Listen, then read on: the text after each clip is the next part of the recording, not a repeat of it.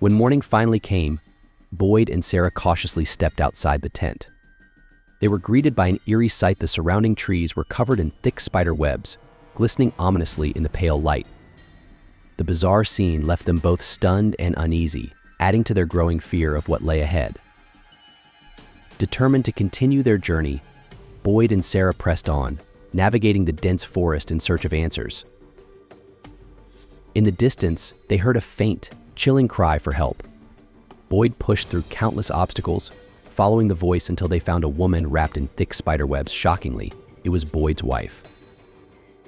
Before Boyd could react, she grabbed his hand with unnatural strength. Startled, he stumbled backward onto a web, causing hordes of spiders to swarm out. Boyd frantically stripped off his clothes as the venomous spiders bit into his skin. With Sarah's help, he managed to clear them off. Meanwhile, back in town, after hours of hard work, the antenna was finally ready to be hoisted and connected to the radio Jim had assembled. With the antenna erected successfully, the townspeople, fueled by hope, gathered to witness what they believed was their best chance to reach the outside world. As Jim powered on the radio, it crackled to life, indicating success.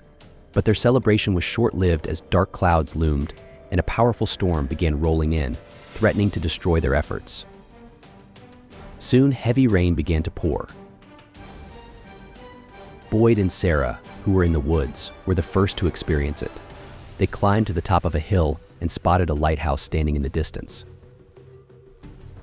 Meanwhile, at the colony house, Jim urgently tested the radio, switching through channels and calling for help. No one responded. As the storm reached the town, Donna urgently moved Ethan to safety as the first drops of rain fell. Desperate, Jim stayed with the radio, repeatedly calling for help. Suddenly, a voice came through it addressed him by name. The chilling tone suggested familiarity, leaving Jim shaken. The voice warned that Tabitha's excavation in the basement was a grave mistake and should never have begun. Hearing this, Jim, terrified, abandoned the radio and sprinted home. Unaware of the warning, Tabitha continued hammering at the hard surface in the basement. Her shovel struck something, causing a crack, and the ground beneath her feet started to collapse. With nowhere to stand, Tabitha fell into the depths, landing in a strange cavern.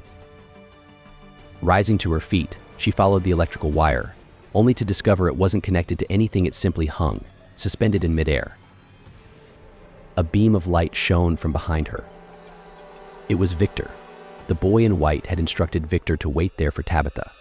Without explaining further, Victor urged her to follow him, warning her that the place was no longer safe. The ceiling began to crumble as the pair escaped deeper into the underground tunnel. Jim arrived home just in time to see the collapsed hole. He anxiously called out for Tabitha, but his cries were met with silence. Meanwhile, Boyd, weakened by the venom coursing through his body, struggled to keep moving.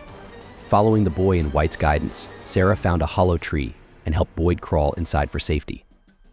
But inside the vertical, chimney-like space, Boyd felt only despair, crying out for help that never came. As the storm intensified, the eerie music from the diner began playing, marking the arrival of another group of visitors to the town. And that's a wrap for Season 1.